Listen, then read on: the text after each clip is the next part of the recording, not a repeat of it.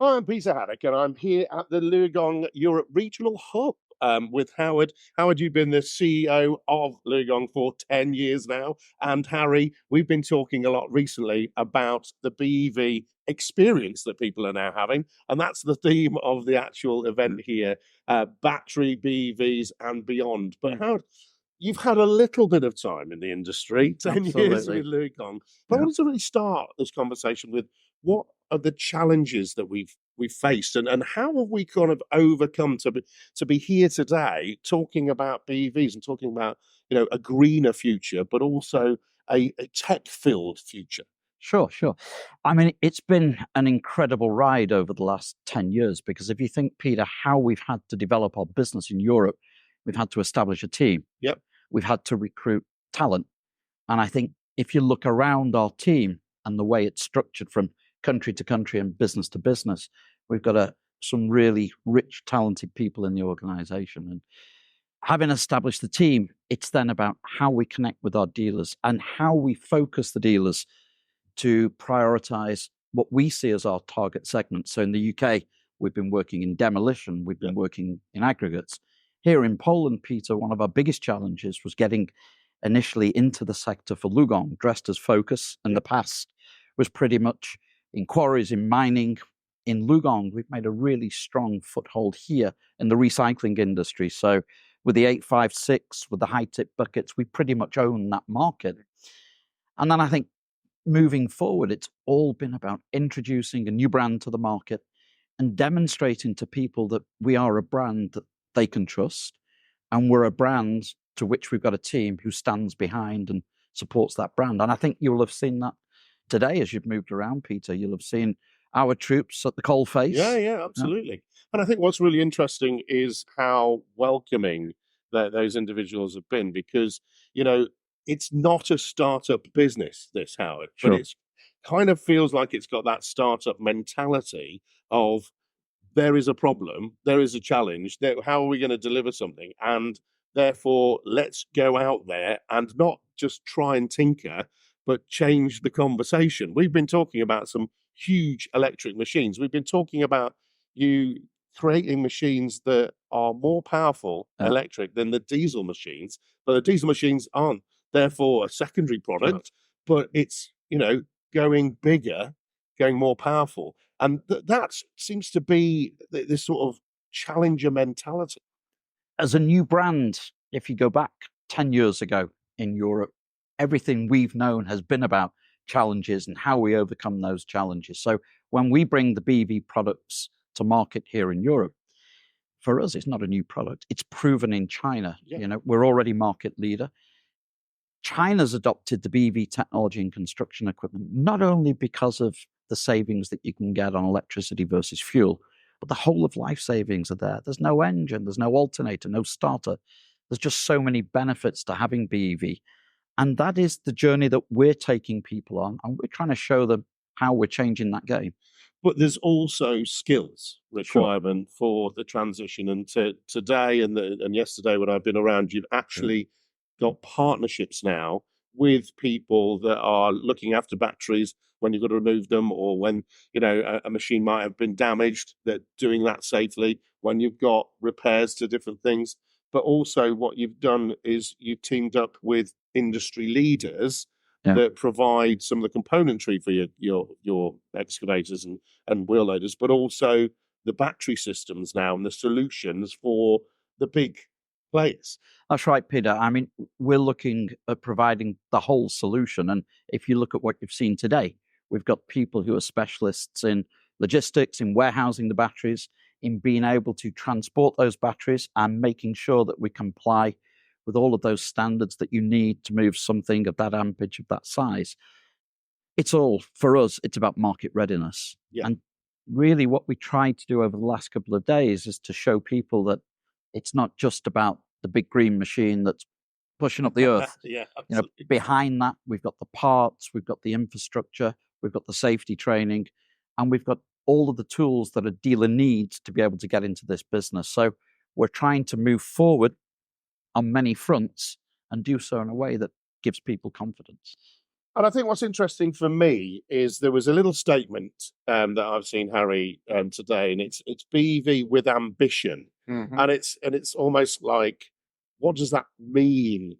Ambition to me in this context is more like, what are we trying to change in the industry that is stalling at the moment? So tell me about that ambition.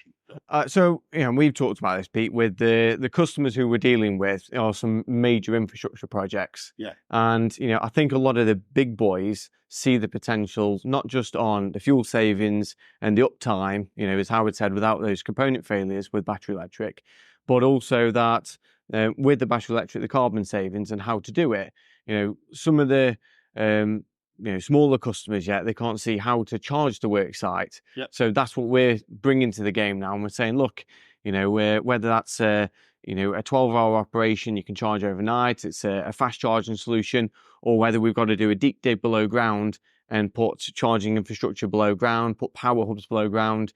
We're having them conversations already and talking to customers about how we can do it. So, we're not just selling the equipment, we're being kind of those advisors on how to be EV as well. And I think that has really helped with a lot of customers in their understanding of that. I'm not just buying a green machine and then LiuGong's left me with it. It's no, we're here with them all the way with it. You've got to do something with that machine. We've got to dig a trench. We've got to move material. We've got to do all of these things. And your customers actually aren't interested in what does it. They're interested in how cost effective that can be. And we've discussed things about access to the technology, but also what I'm really interested in is the support function that goes behind it. So we know we've got challenges in the industry right now with skills. If I gave a recruitment consultant 10 engineers today, he will have placed them tomorrow. And we need to upskill and change the way in which we bring people through. That is part of the mix, isn't it? Absolutely, yeah. So what we've presented here today is how all of our dealers are getting trained, because I think it's important to show customers that the readiness LiuGong has. So that all of our service engineers and with our dealers, they're getting fully high voltage trained, they're getting cattle trained on the batteries so they can safely remove them, take them out, split them, all of the tooling they need to work on them, how they do the diagnostics. Because I think that we talked about to be ambitious fully with the way LiuGong is, to be the market leader, we're almost trying to set the standards of how to do it. And if we say very openly at the very beginning, here's all the tools, here's all the training, here's all the safety equipment, this is how we're doing BEV, look at the motors, everything which is in stock in the parts warehouse, it's people say, right, LiuGong is doing it. We're not just talking about it. We're not saying this is going to happen in 5 years. We're not running prototypes. As Howard said, I think we've put 80 machines out already. We'll deliver 300 by the end of the year. And the range that we see today, we've shown 4 products today. We've got 5 available in Europe at the moment, but we've got 40 models right the way up to 40 models. Yeah, we'll be 12 models by Q1 next year. 12 models. Absolutely. And we're not talking just another iteration of an excavator here, are we? No, we're doing it very different than a lot of the manufacturers. They going more down on the trends. We've seen a lot of like the mini products. We're doing it the opposite end. We're going for a lot of the big products. LiuGong is a global company. We sell to some of the biggest mines in the world. Right. We sell to the biggest demolition companies in the world. Some of the biggest aggregates key account companies. And, that sweet spot for us at the moment is kind of 20 to 50 ton for electric. Right. That's where we're seeing the biggest demand. So, we've got to be the leaders on battery size, on battery charging systems. And those applications are the interesting ones, the tunneling projects, the airports, the major infrastructure. So it's an exciting time at LiuGong. And I think, we will see a lot of these products coming through, but also when I was speaking to one of your battery suppliers, they are using the same batteries that you are using in your machines in their battery storage and charging solution. So there is not the element that one is different to the other, and therefore you get a consistency So the other thing that we've been talking about today is the beyond. We've talked Yeah. about now that beyond element of the parts and the service and the systems and the approach and the partnerships and the training.